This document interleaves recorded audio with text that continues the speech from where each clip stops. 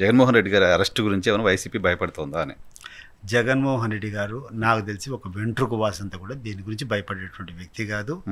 ఈ రోజు కూడా భయపడ్డు. బహుశా సంక్రాంతి తర్వాత కార్యక్రమాలు పెట్టినారు, ఇంక ప్రజల్లోకి పోతున్నాడు. జగన్నాథ రథచక్రాలు నడవడం మొదలు పెడితే ఇవన్నీ వాటి కింద క్రష్ కావడం గ్యారంటీ. ఒక్కసారి జగన్మోహన్ రెడ్డి గారి జనంలోకి వస్తే వీళ్ళ బండారం అంతా, వీళ్ళ కథ అంతా కూడా ఆ రోజుకి జీరో అయిపోతుంది. జనం ఎట్లా వస్తారో మీరు చూస్తారు. జనానికి మీరు చూస్తారు ఇంకా జనంలో ఎటువంటి తిరుగుబాటు వస్తుందో. ఈరోజు నువ్వు చేయాల్సినటువంటి కార్యక్రమాలన్నీ వదిలిపెట్టేసి నీ తప్పుడు ప్రచారాలు నువ్వు పక్క యథేచ్ఛగా కూర్చున్నారు. తప్పుడు ప్రచారాలు అన్నీ చేస్తున్నారు. నేను అడుగుతా ఉండా, సోషల్ మీడియాలో ఒక పార్టీకి సంబంధించినటువంటి వ్యక్తులే చేస్తున్నారా? అయినారన్నా మీరు బీ న్యూట్రల్. నేను ఒక క్వశ్చన్ చెప్పండి.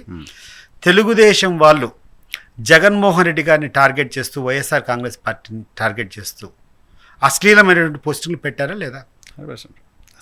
మరి కాదు మరి ఇంతవరకు ఒక్కరి మీద నువ్వు కేసు కట్టావా? ఒకరిని అరెస్ట్ చేసి లోపల పంపించావు.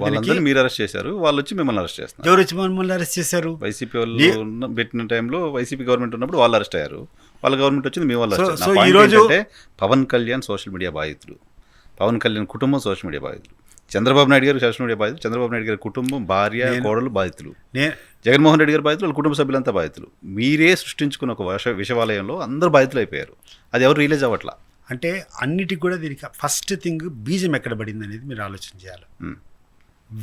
ఈ సీడ్ ఎవరు నాటాడు దీన్ని మీరు ఒకసారి అనలైజ్ చేయండి.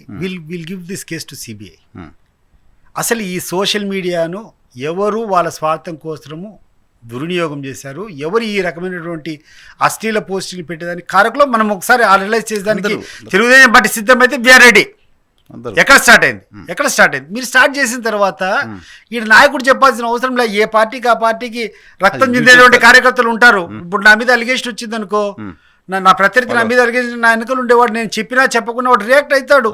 ఈ సందర్భంగా ఇది పర్కులేట్ అయింది. బట్ ఎక్కడి నుంచి స్టార్ట్ అయింది ఇది? ఎవరు దీనికి కారకుడు? మీరు సిద్ధమా? మీరు దానికి రెడీనా? మీరు వాళ్ళు తెలుసుకోవాల్సిందే. అదే నేను చెప్తున్నా. మీరు అడగండి. ఇప్పుడు న్యూట్రల్ పీపుల్ మీరు అందరూ ఉన్నారు.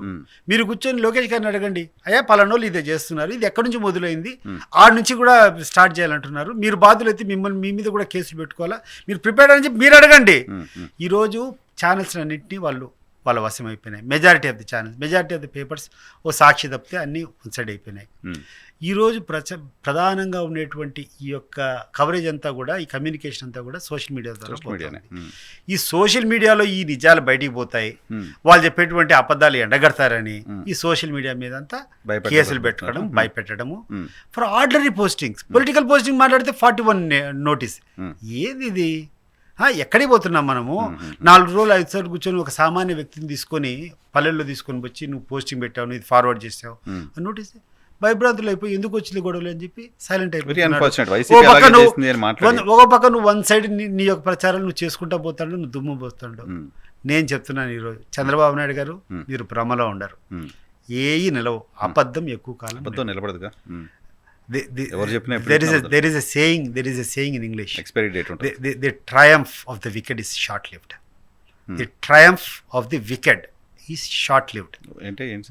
అంటే ఒక చెడ్డవాని యొక్క విజయము చాలా తాత్కాలికము, ఒక దుర్మార్గుని యొక్క విజయం చాలా తాత్కాలికము. గుర్తుపెట్టుకోండి. మీరు 2 రోజులు 3 రోజులు ఏమైనా మీరు పక్కన పెట్టేదాన్ని ప్రయత్నం చేస్తారేమో కానీ ప్రజలు తెలుసుకుంటారు అంతా ఏదో రకంగా పోతాయి. చాలా కాన్ఫిడెంట్ కనపడుతున్నారు. 100కి 100 రూపాయలు చూస్తారు. అదే నేను చెప్తున్నాను కదా, జగన్నాథ రథచక్రాలు కదులుతాయి సంక్రాంతి తర్వాత. తెలుస్తుంది వీళ్ళ బండారము, ప్రజల్లో ఉండే స్పందన, ప్రజల్లో ఉండేటువంటి కథ చూస్తారు మీరు. చివరిగా కలిసారా జగన్మోహన్ రెడ్డి గారిని? చివరిసారి జగన్మోహన్ రెడ్డి గారిని కలిసినప్పుడు ఏం మాట్లాడారు, ఎలా ఉన్నారు ఆయన? రెగ్యులర్గా నేను పార్టీ జనరల్ సెక్రటరీ కాబట్టి ఆయన ఉన్నటువంటి రోజుల్లో తాడేపల్లిలో ఆల్మోస్ట్ ఎవ్రీడే కలుస్తూ ఉంటాను. Is the most confident person. And ఏ రోజు కూడా ఆయన నేను నా చేయగలిగినంత నేను చేసిన తర్వాత ప్రజలకు వీళ్ళందరూ కూడా చేయలేంటి అబద్ధాలని చెప్పారు. మనకు క్రెడిబిలిటీ ఉంది కాబట్టి అబద్ధాలు చెప్పేటువంటి పరిస్థితులు లేవు. మనం చెప్పింది మనం చేయలేకుండా ఉంటే కన్నా మనము జనం యొక్క దృష్టిలో చాలా పల్సన్ అయిపోతాం. కాబట్టి క్రెడిబిలిటీ అనేది మెయింటైన్ చేయాలని చెప్పేసి అమలు కానటువంటి పథకాలను నేను చెప్పను, నేను చెప్పింటి నేను చేస్తా అనేటువంటి స్టాండ్ తీసుకొని ఆయన గట్టిగా దాని మీదనే ఉన్నాడు. కాంటి అయింటి అన్నీ చెప్పి రకరకాల కూర్చొని ఈయన ప్రచారం చేసుకున్నాడు. సరే ఈయన నమ్మినారు, ఇచ్చినారు. ఎలక్షన్ రిజల్ట్ షాక్ నుంచి బయటకు వచ్చినట్టేనా? ఎలక్షన్ రిజల్ట్ దాదాపు ఐ థింక్ నాకు తెలిసి 10 రోజుల కంటే ఎక్కువ పడలేదు అనుకుంటా ఆయనకు. అది సరే ప్రజలకి ఏదో ఇతనేదో చెప్పాడు, ఇవన్నీ చూస్తాడు, అమలు కానీలే అంటే ఆ రోజు తెలుసు తనకి. ఇప్పుడు 5 సంవత్సరాలు ముఖ్యమంత్రిగా చేశాడు కాబట్టి ఆ రోజే తెలుసు తనకి ఇవన్నీ అమలు అయ్యేదానికి అవకాశం లేదు. ఏ రోజైతే నువ్వు చెప్పినటువంటి ప్రామిస్ను నీ అబద్ధాలు ఎప్పుడైతే జనం లేకపోతాయో అది కోపంగా మారుతుంది, కోపం కసిగా మారుతుంది. అంతే కదా. ఇప్పుడు నువ్వు చెప్పినటువంటి అబద్ధము కొన్ని రోజులు అయిపోయిన తర్వాత కోపంగా మారుతుంది. ఏంది నా అబద్ధాలు ఈ కొన్ని రోజులు అయిపోయిన తర్వాత ఆ కోపం ఏమవుతుంది? కసిగా మారుతుంది. మరి ఎవరి మీద చూపిస్తారు? ఎవరైతే అబద్ధాలు చెప్పినారో వాళ్ళ మీదనే చూపిస్తారు. సో ఇది జరగక తప్పదు. ఇప్పుడు ఇవన్నీ కూడా నువ్వు చంద్రబాబు నాయుడు గారు, మీరు ఒక చిన్న ఉదాహరణ చెప్తా. గ్రామాల్లో వాలంటీర్లు ఉండరా? లేరంట. ఉన్నారు కదా, 6 నెలల కింద వరకు ఉన్నారా? ఎలక్షన్ అప్పుడు మన చంద్రబాబు నాయుడు గారు ఏమని చెప్పారు? వాళ్ళకు 10,000 జీతం ఉగాది పండుగ రోజు ప్రకటించారు. చెప్పారా? ఈరోజు ఏంది వాళ్ళ పరిస్థితి? ఈరోజు ఏంది పరిస్థితి అంటే, మాట నువ్వు ఎంత అంటే అంత చెప్పచ్చు, ఏ రకంగా అంటే నాకు తీసుకో. దీన్ని ఏమంటారంటే అది డెఫినెట్గా చీటింగ్, నాట్ చీటింగ్. ఇది ఇంకా దాన్ని ఏం అనాలో కూడా అర్థం కావడం లేదు. ప్రజలు దీన్ని హర్షించరు. ప్రజలు మీరు అనుకుంటున్నారు వైనారన్న రాజకీయ పార్టీ మీరు అధికారంలో ఉన్నప్పుడు లిక్కర్ షాపులు అన్ని రద్దు చేస్తా అని చెప్పి చేయలేదు. వీళ్ళు వాలంటీర్ వ్యవస్థని అలాగే చేశారు. సిపిఎస్ రద్దుకు సంబంధించి మీరు అప్పుడు డెసిషన్ తీసుకుని చేయలేదు. రద్దు చేస్తారని చెప్పలేదు, దశలవారీగా కానీ చెప్పేది దశలవారీగా నియంత్రిస్తామని చెప్పాం. కానీ ఇట్ ఈస్ నాట్. ఇప్పుడు ఈ రోజునటువంటి కొన్ని అలవాట్లు కాలక్రమేణా పోవాలి. This is one of the మేము ఓడిపోవడానికి ప్రధానమైన కారణంలో మద్యం యొక్క విషయం. It played its own role. We regret, we repent. Yes, కొన్ని పొరపాట్లు జరిగినాయి. దాంట్లో ఏముంది? ఇప్పుడు ఒకటి, జగన్మోహన్ రెడ్డి గారి ఉద్దేశంలో తప్పులేదు వైనారన్న, దాంట్లో నేను స్పష్టంగా చెప్పగలుగుతా. ఆయన ఉద్దేశం ఏంటంటే దీన్ని ఆపలేము, దీన్ని కొంచెం రేట్లో కొంచెం ఎక్కువ పెట్టుకొని వాళ్ళకి అందుబాటు తక్కువ చేస్తే తగ్గిపోతుందేమో అనుకున్నారు. కానీ అట్లా కాదు. నువ్వు ఎప్పుడైతే దూరం చేయాలనుకుంటావు ఇంకా ఎక్కువ దానికి అడిక్ట్ అయ్యేటువంటి పరిస్థితులు ఉంటారు. ఈ సోషల్ చేంజెస్ ఏవైతే వస్తున్నాయో మనం అరికట్లేము. We have to go with the stream.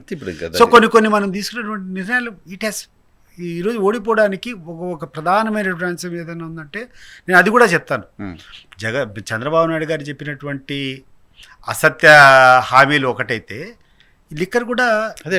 మీరు హామీ ఇవ్వకపోతే వేరే ఇచ్చి అమలు చేయలేదు. వాలంటీర్ లిస్టులో కూడా వాళ్ళు అలాగే చేస్తున్నారు. రాజకీయ పార్టీలు అలా మోసం చేస్తున్నారు. ఇప్పుడు నీకు ఒకటి అది కొన్ని కోట్లకు సంబంధించినటువంటి విషయము. ఆ తర్వాత ప్రజలను ఆపాలని కూడా ఆగేటువంటి పరిస్థితులు లేదు. అది దారుణంగా వెళ్ళిపోతుంది. మీరు అమలు చేయలేదు కాబట్టి ఓడిపోలా. నేను ఒక చిన్న విషయం చెప్తా. నేను జైల్లో ఉన్నా, 5-6 నెలలు జైల్లో ఉన్నా. ఈ తాగుడు అలవాటు ఉండే వాళ్ళ కొడుకు మద్యం అందుబాటు కాకుంటే ఎక్కడికి పోయేవాళ్ళంటే అనేటువంటి క్లినిక్లో ఉన్నటువంటి స్పిరిట్ తీసుకొని తాగుతారు. కొంతమంది అయితే ఈ బల్లులు గిల్లులు అవన్నీ ఏమన్నా దొరుకుతాయి కదా, అవన్నీ తీసుకుని కొండలో వేసుకొని ఫర్మెంట్ చేసుకుని తాగేటువంటి పరిస్థితి. సో నువ్వు ఆపలేవు దాంట్లో. ఇప్పుడు మద్య నియంత్రణ అనేది నాకు తెలిసి it is impossible. It is not possible ఈ రోజు ఉన్నటువంటి పరిస్థితుల్లో. సో అప్పుడు చేయాలనుకున్నాడు, అది కుదరలేదు. ఒకటి ఎందుకంటే సామాజికంగా కొన్ని కోట్ల మంది అవుతారు. ఆ ప్రయత్నంలో లిక్కర్ బ్రాండ్స్ మార్చడం అనేది మీకు నెగిటివ్ అయిపోయింది. అలాగే జరిగిందో అన్నటువంటి బ్రాండ్ మార్చడం జరిగిన that is one of the main cause ఈరోజు ఓడిపోవడానికి.